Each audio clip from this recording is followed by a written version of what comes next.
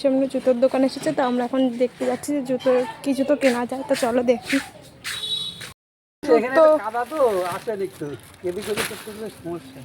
যে আমি জুতোর ওখানে গেছিলাম, কিন্তু আমি জুতো কিনিনি। জুতোর দোকান থেকে আমি ঘুরে চলে এসেছি, জুতোর ভ্যান থেকে। জুতো কিনিনি বললাম না, কিন্তু এখন আবার মা যে জুতো দেখেছে, এখন আবার জুতো কিনতে যাচ্ছি।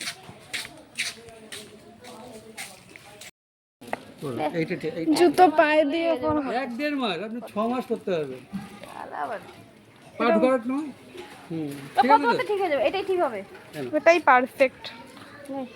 এই যে জুতো কিনে নিয়ে আসা হয়ে যাচ্ছে, জুতো কিনে নিয়েছি।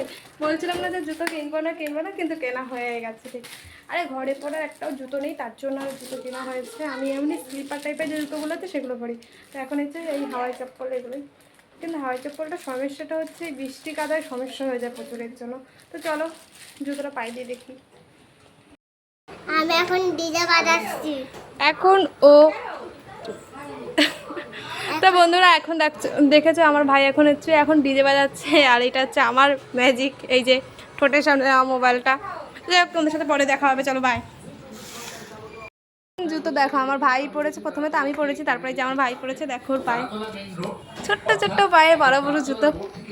কেমন লাগছে তোমরা সবাই কমেন্ট করে কিন্তু বলো অবশ্যই।